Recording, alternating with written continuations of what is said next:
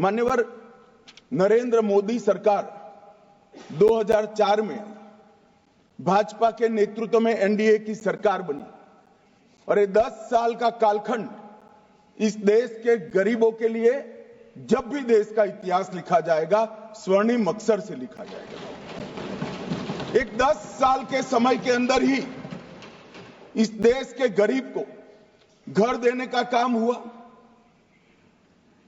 शौचालय देने का काम हुआ, पीने के पानी देने का प्रयास हुआ, 5 किलो अनाज उसको मुफ्त में दिया गया।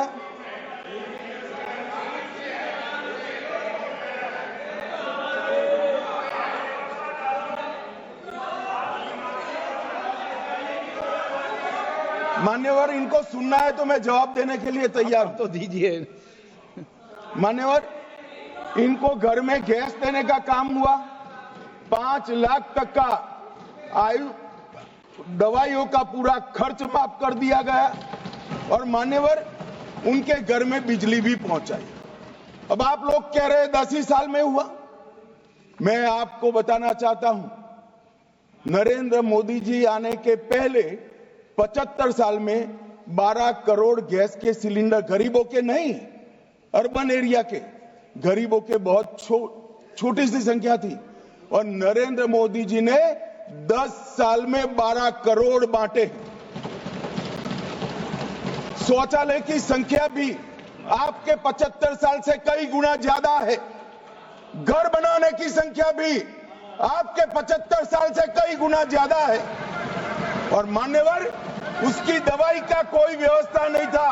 आज देश के हर गरीब को दिल्ली में भी कमल खिल गया, दिल्ली बाकी था वहां पर भी आयुष्मान भारत आ गया। मान्यवर आज देश के हर गरीब को 5 लाख तक का खर्चे का चिंता नहीं करना। सिर्फ बंगाल बचा है दादा, ये चुनाव के बाद वहां पर भी कमल खिलेगा और वहां पर भी आयुष्मान भारत आ जाएगा। मान्यवर मैं नहीं बोल रहा था ये बुलवाए, मैं तो सीधा विषय पर जा रहा। मान्यवर 10 वर्ष में 25 करोड़ लोग गरीबी रेखा के बाहर आए। एक प्रकार से इसको घर मिल गया, घर में बिजली मिल गई, घर में पानी मिल गया, घर में शौचालय मिल गया, घर के ऊपर सोलर पैनल लगने लगा, इसको 5 लाख तक का बीमा मिल गया, 5 किलो अनाज मुफ्त मिल गया। अब गरीब को ये सब मिल तो गया मगर इसके सामने एक बहुत बड़ी समस्या आ गई। समस्या ये आई मान्यवर कि पहले इसका पूरा जीवन पीढ़ियों तक 365 दिन जिन चीजों के लिए जाता था वो सारी चीजें मोदी जी ने 10 साल में समाप्त कर दी। अब वो क्या करे, उसके लिए तो कोई काम ही नहीं बचा। अब वो गरीब को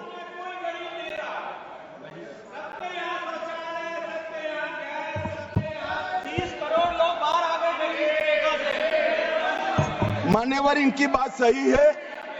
ये भौतिक संपदा की जो बात कर रहे हैं, देश में ढेर सारे लोगों को मिला है मगर विचारों का दारिद्र्य आज भी खलास नहीं हुआ है। अभी मेरे सामने बैठा है, वैचारिक रूप का दारिद्र्य का नरेंद्र भाई के पास ही इलाज नहीं है। मान्यवर ये विचारों की जो गरीबी है इसको तो हम कैसे मिटा सकते हैं? वो तो पार्टी की हायरार्की में ऊपर से नीचे आती है, अब ऊपर ही नहीं है। हमारे गुजरात में कहावत है कि कुएं में भी नहीं है तो खेत में कहां से आएगा। मान्यवर ये वैचारिक दारिद्र्य का मेरे पास कोई इलाज नहीं है। मान्यवर एक गरीब के सामने एक समस्या आ गई कि अब क्या करना। मुफ्त अनाज मिल गया, बिजली का कनेक्शन आ गया, गैस आ, इसके लिए वो संघर्ष कर रहा। अब उसको आगे बढ़ना है, कुछ उद्यम करना है, देश के विकास में अपना योगदान देना है मगर उसके पास पूंजी नहीं है। बेचारे के पास पूंजी नहीं है। पूंजी नहीं है तो वो कैसे करे? और मान्यवर पूंजी बगैर के व्यक्ति को उद्यमिता के साथ जोड़ने का एक ही रास्ता है, कोऑपरेटिव सेक्टर, जिसके माध्यम से 100 रुपए की पूंजी के मिलाकर करोड़ों लोग साथ में आकर अपना उद्यम कर रहे हैं, सम्मानपूर्वक जी रहे हैं, स्वरोजगार भी प्राप्त कर रहे हैं और स्वरोजगारी के माध्यम से देश के विकास में अपना योगदान भी दे रहे हैं। मान्यवर, ढेर सारे अर्थशास्त्रियों के हिसाब से देश के अर्थतंत्र का एक मानांक जीडीपी है। इसको मैं भी स्वीकार करता हूं। जीडीपी एक बहुत बड़ा मानांक होता है देश के अर्थतंत्र की स्वास्थ्य बताने का। मगर भारत जैसा देश जहां 130 करोड़ की आबादी है, इसके साथ जीडीपी के साथ साथ रोजगारी भी बड़ा माध्यम है। मान्यवर, रोजगारी भी बड़ा माध्यम है और सहकारिता क्षेत्र एकमात्र ऐसा क्षेत्र है जो 130 करोड़ लोगों को स्वरोजगार के माध्यम से देश के विकास के साथ भी जोड़ता है और अपने सम्मान की भी रक्षा कर सकता है। मान्यवर, इसलिए नरेंद्र मोदी जी ने 75 साल से देश का किसान, ग्रामीण व्यक्ति, कोऑपरेटिव लीडर मांग कर रहे थे कि देश की भारत सरकार के अंदर एक कोऑपरेटिव मंत्रालय बने। कोई नहीं सुनता था। मोदी जी ने 3.5 साल पहले कोऑपरेटिव मंत्रालय बना दिया और मान्यवर, कोऑपरेटिव मंत्रालय बनाया, उसके बाद में सहकारिता के विकास की एक नया अध्याय शुरू हुआ।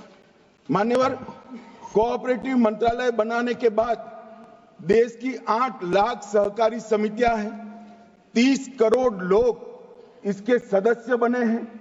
एक प्रकार से हर परिवार से एक व्यक्ति जुड़ा है। देश में हर 5वां व्यक्ति कोऑपरेटिव से जुड़ा हुआ है और इसके विकास के लिए 75 साल से कोई प्रयास मान्यवर नहीं किया गया था। और मान्यवर, इसीलिए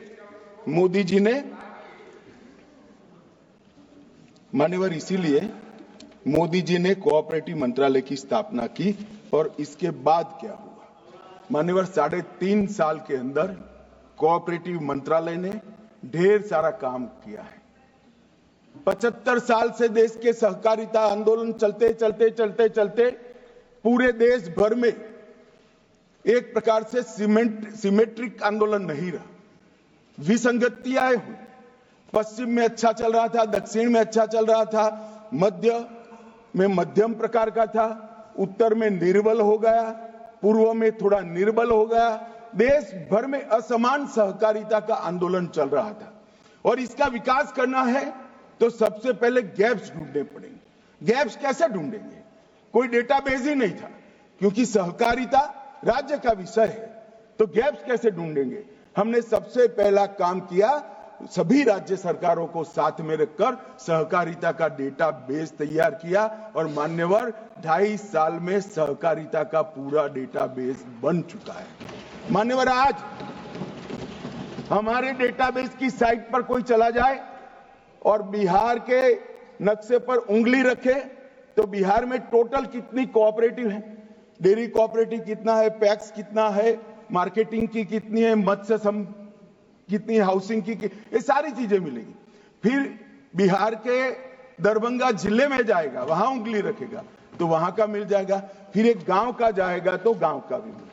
तो चिन्हित होगा कि गैप कहां है और फिर तय हुआ कि 2 लाख नए प्राथमिक कोऑपरेटिव सोसाइटी पैक्स बनाए जाएंगे।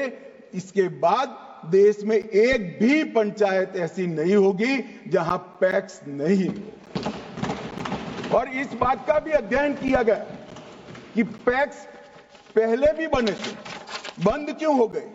तो पैक्स इसलिए बंद हुए मान्यवर कि इनकी आर्थिक सुधारों के साथ साथ इनकी गतिविधियों पर कई प्रकार की कटौती आ गई।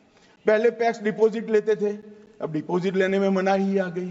पैक्स अपना ऋण खुद लेते थे, खुद ऋण देते थे तो ब्याज का दर वो तय करते थे। अब रिजर्व बैंक, नाबार्ड ने ब्याज का दर तय कर दिया। अब उनके पास जो पूंजी आती है इसके 1.5% में ही किसान को देना पड़ता है, तो पैक्स कभी मुनाफा नहीं कर सकता। इसलिए हमने पैक्स के साथ इसके बायलॉज बदलने का निर्णय किया और मैं देश भर की सभी दल की सरकारों का इस सदन में से फ्लोर पर खड़ा रहकर बहुत बहुत धन्यवाद करना चाहता हूं। क्योंकि पैक्स के बाइलॉज भारत सरकार नहीं बदल सकती, पैक्स के बाइलॉज राज्य सरकारें ही बदल सकती है।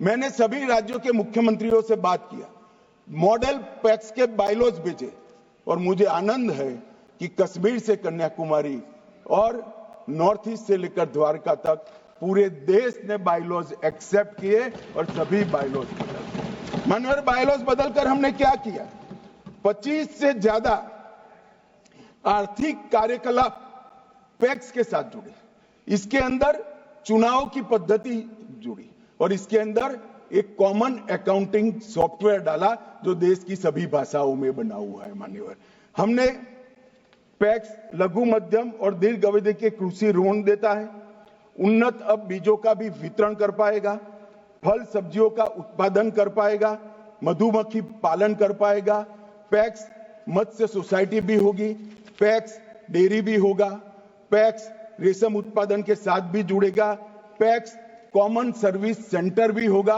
और मान्यवर मुझे बताते हुए आनंद है कि आज लगभग इस देश के अंदर मान्यवर 43,000 पैक्स 43,000 पैक्स सीएससी बन चुके हैं, जिसमें केंद्र सरकार और राज्य सरकार की 300 से ज्यादा योजनाएं वहां टिप पर मिलता है। जन्म मृत्यु का रजिस्ट्रेशन कराना है पैक्स से करा लेते हैं, एयर टिकट बुक कराना है पैक्स के करा लेते हैं, रेलवे का टिकट बुक कराना है वहीं से हो जाता है, और कई प्रकार के सत्यापन भी आज पैक्स कर सकता है। ऐसे 43,000 पैक्स बने हैं। इसके साथ साथ प्रधानमंत्री किसान समृद्धि केंद्र हमने पैक्स बनाए, 36,000 पैक्स पीएमकेएसके के रूप में आज काम कर रहे हैं। प्रधानमंत्री जन औषधि केंद्र बनाने का भी हमने उसको मौका दिया और आज 4,000 से ज्यादा सोसाइटियां जन औषधि केंद्र बन चुकी हैं। पेट्रोल और डीजल आउटलेट के लिए करा, 400 पैक्स अपना पेट्रोल पंप बना चुके हैं। एलपीजी डिस्ट्रीब्यूशन के लिए कहा, कई सारे पैक्सों ने आवेदन कर दिए हैं। और मान्यवर अब तक भंडारण का काम करीब स्टोरेज का काम, अनाज के स्टोरेज का काम प्राइवेट हाथों में चला गया था। हमने विश्व की सबसे बड़ी भंडारण योजना नरेंद्र मोदी जी ने और 576 पैक्स अब तक गोडाउन बनाने का काम चालू कर चुके हैं। 11 पैक्स का गोडाउन समाप्त हो चुका है और पैक्स के माध्यम से ही खरीदा हुआ धान और गेहूं वहीं स्टोरेज होता है और वहीं से हर व्यक्ति को 5 किलो अनाज पहुंचाया जाता है।